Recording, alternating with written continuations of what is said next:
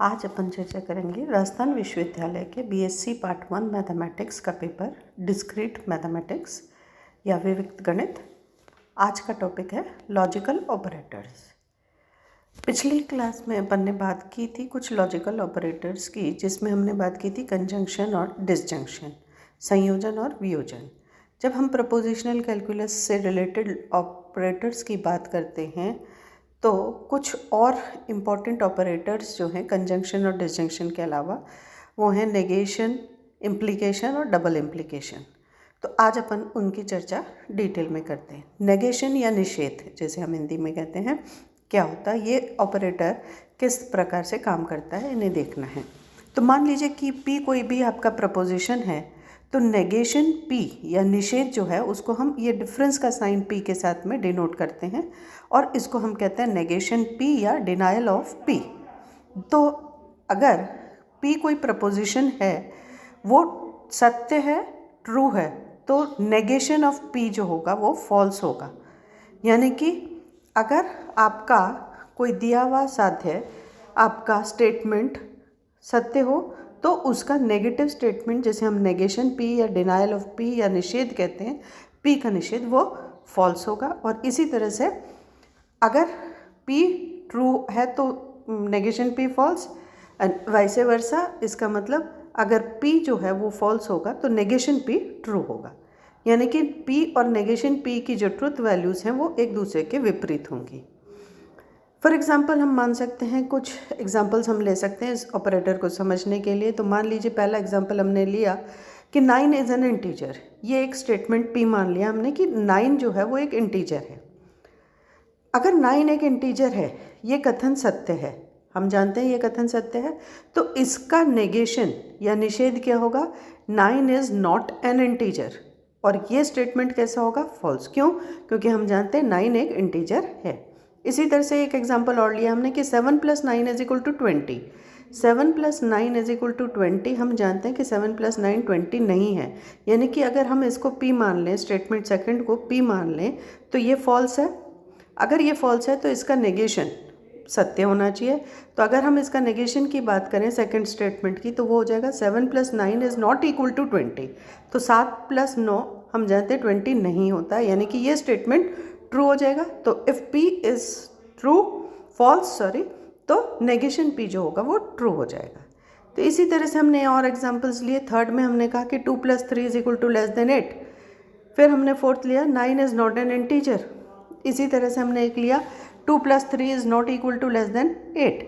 तो अब अगर हम थर्ड और फिफ्थ स्टेटमेंट को देखें, थर्ड स्टेटमेंट कह रहा है कि 2 + 3 जो है इज़ इक्वल टू <8, जबकि आपका फिफ्थ स्टेटमेंट जो हम ले रहे हैं वो कह रहा है 2 + 3 इज़ नॉट इक्वल टू <8। ये एक दूसरे के नेगेटिव या नेगेशन स्टेटमेंट्स हैं।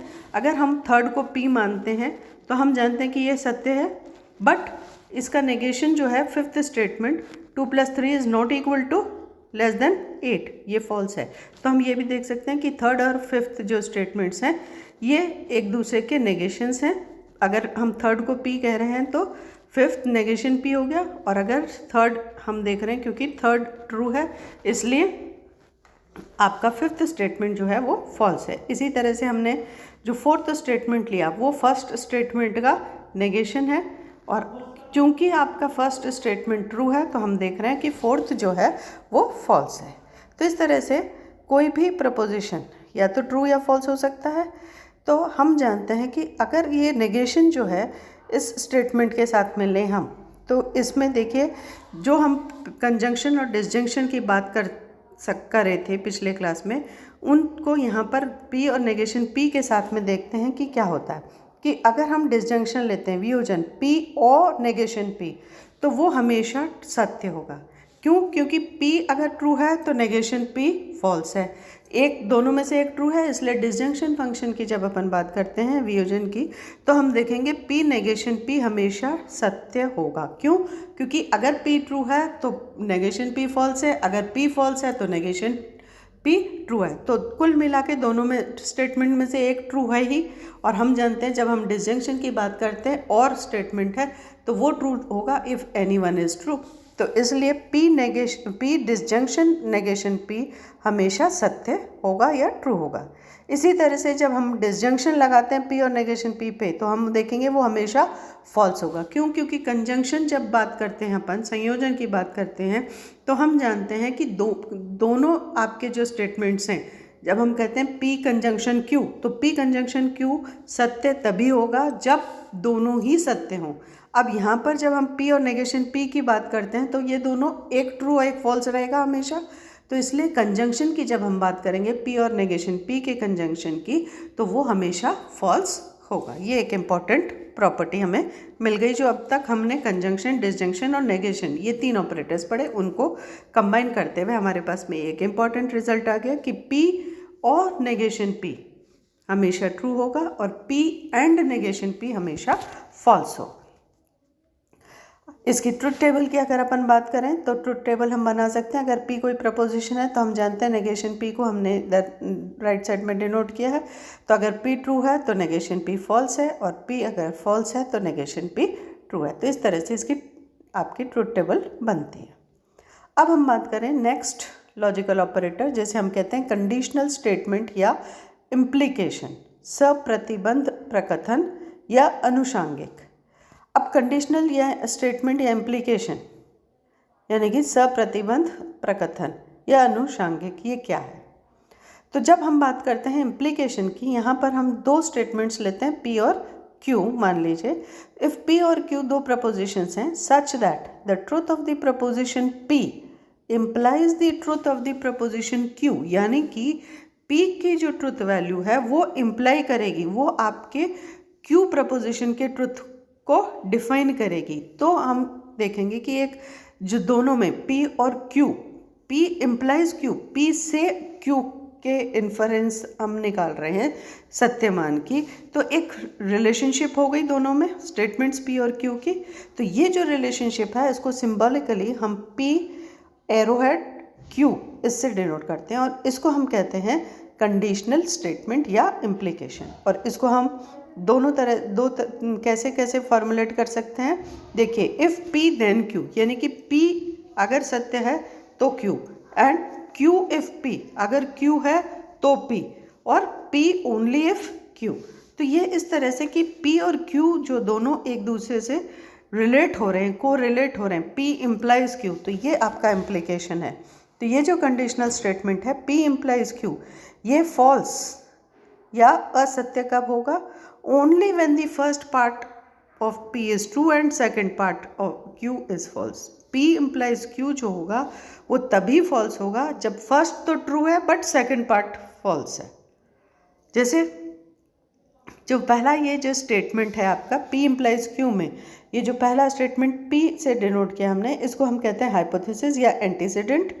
और सेकेंड जो स्टेटमेंट है जो इम्प्लाई हो रहा है Q, वो आपका कहलाता है कंक्लूशन या कॉन्सिक्वेंट।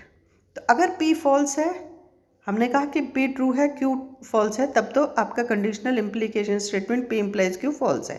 पर अगर P फॉल्स है तो conditional statement P implies Q जो होगा वो हमेशा ट्रू होगा regardless of the truth value of Q।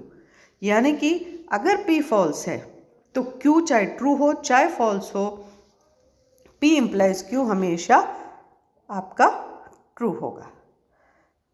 For example हम इसको समझने के लिए एग्जाम्पल्स ले लें कि पहला एग्जाम्पल हमने लिया कि if the number 5325 is divisible by 3 then the sum of its digits is divisible by 3। दूसरा एग्जाम्पल लेते हैं कि if the number 5325 is divisible by 3 then the sum of its digits is not divisible by 3। फिर third लिया if the number 5325 is not divisible by 3 then the sum of its digits is divisible by 3। हम जानते हैं divisibility of 3 के लिए अगर सम जो है डिजिट्स का वो डिविजिबल है बाय 3 तो आपका नंबर भी डिविजिबल होगा। फिर एक और अपना स्टेटमेंट लिया हमने कि if the number 5325 is not divisible by 3 then the sum of its digits is not divisible by 3। अब इन सारे केसेस में हम क्या देख रहे हैं कि P इम्प्लाइज Q जो होगा वो फॉल्स किस में है? Only in case 2। केस 2 क्या था कि if the number 5325 is divisible by 3 then the sum of its digits is not divisible by 3। अब हम जानते हैं कि 5, 3, 2, 5 ये आपका जो है इसमें सम ऑफ द डिजिट्स 15 है, इसलिए ये डिविजिबल है 3 से, यानी कि P जो स्टेटमेंट है वो आपका ट्रू है। तो अब P जो है वो ट्रू है और Q फॉल्स है, इसलिए P implies Q फॉल्स ही होगा। In all other cases 1, 3 and 4 P implies Q is true. P implies Q हमने कहा था ट्रू कब है कि P implies Q जो है वो ट्रू होगा regardless of the truth value of Q, अगर P फॉल्स है तो। अब बाकी सारे स्टेटमेंट्स जो हम कह रहे हैं यहाँ पर कि 1, 3 और 4, 1, 3 में हम देख रहे हैं क्या है, 1 में कहा था if number is divisible by 3 तो sum of it digits is divisible by 3। Third में हमने देखा कि इज नॉट डिविजिबल है तो सम इज डिविजिबल बाई 3। तो ये स्टेटमेंट्स कॉन्ट्राडिक्टरी हो गया एक दूसरे के। तो यहाँ पर हम जानते हैं कि 5, 3, 2, 5 क्योंकि डिविजिबल है तो P implies Q जो है वो ट्रू हो गया। तो इस तरह से हमारा इम्प्लीकेशन स्टेटमेंट जो है हमने देखा कि ये ट्रू कब है, जब या तो P और Q दोनों ट्रू हैं, या जब आपका जो कंडीशनल सेकंड कॉन्सिक्वेंट स्टेटमेंट है वो ट्रू है, पहला फॉल्स है, या दोनों फॉल्स हैं, क्योंकि दोनों फॉल्स होते ही चीज़ अपने आप ऑटोमेटिकली सेटिस्फाई हो रही है, इसलिए ट्रूथ वैल्यू ट्रू होगी। तो फॉल्स एक ही केस में होगा P implies Q, कब, जब P पहला स्टेटमेंट जो है आपका हाइपोथेटिकल स्टेटमेंट जो है वो ट्रू हो और कॉन्सिक्वेंट स्टेटमेंट, क्योंकि रिजल्ट किस पे बेस्ड है, कॉन्सिक्वेंस, तो इसलिए वो फॉल्स है तो आपका P implies Q फॉल्स होगा। इसी तरह से हम देखते हैं कि it can be concluded that for any two propositions P and Q, जो ट्रुथ टेबल है P implies Q की और नेगेशन P और Q की, वो दोनों आइडेंटिकल है। इसके लिए हम ट्रुथ टेबल बना सकते हैं। तो P और Q अगर आपके जो 4 केसेस हैं हम जानते हैं ट्रुथ वैल्यूज़ के, true true, true false, false true, false false. तो नेगेशन P निकाल लिया, नेगेशन P, क्योंकि P ट्रू होगा तब नेगेशन P फॉल्स होगा।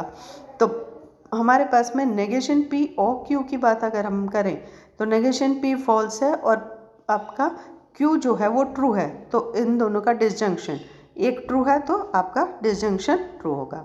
फिर नेगेशन P फॉल्स और Q फॉल्स, दोनों फॉल्स हैं तो आपका फॉल्स हो गया स्टेटमेंट। नेगेशन P ट्रू है और Q भी ट्रू है तो आपका डिसजंक्शन नेगेशन P और डिसजंक्शन Q जो है वो ट्रू हो गया।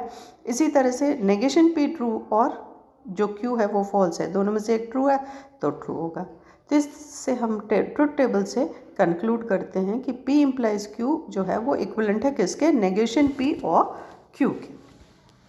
ये तो बात हुई आपके कंडीशनल स्टेटमेंट की। फिर हम बात करते हैं बाई कंडीशनल या द्विप्रतिबंधी स्टेटमेंट की।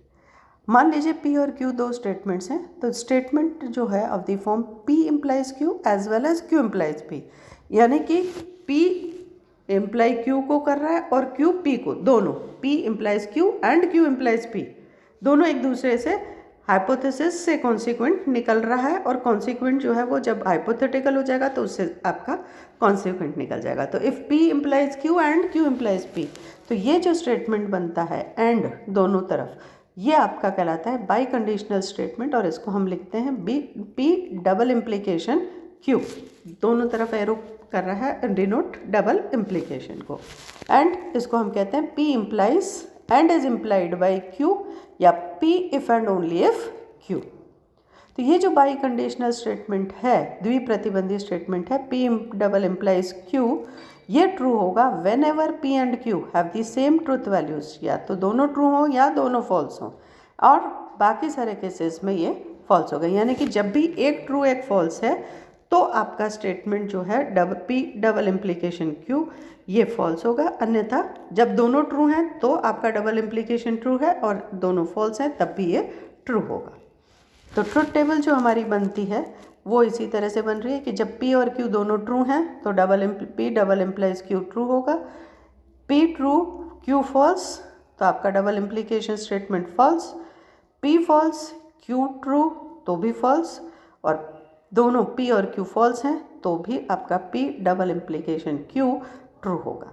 तो इस तरह से हम देखते हैं कि बाई कंडीशनल स्टेटमेंट जो होगा वो ट्रू तभी होगा जब दोनों आपके जो कंपोनेंट स्टेटमेंट्स हैं वो दोनों ट्रू हो साइमल्टेनियसली या दोनों साइमल्टेनियसली फॉल्स हो।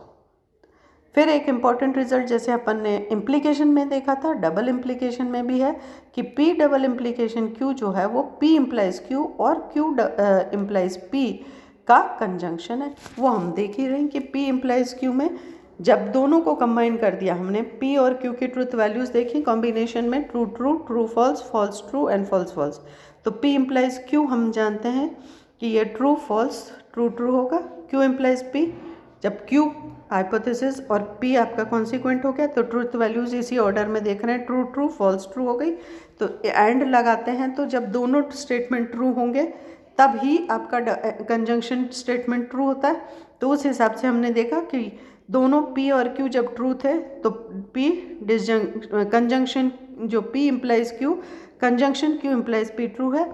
इसी तरह से दोनों फॉल्स होने पर भी ये ट्रू है और सेम डबल इम्प्लीकेशन का है। तो जो लास्ट टू आपके कॉलम्स हैं वो चूँकि आइडेंटिकल हैं, तो ये हमारा इंपॉर्टेंट रिजल्ट कंक्लूजन के रूप में हमें मिला कि P डबल इम्प्लाइज Q जो है is equivalent to P implies Q and Q implies P।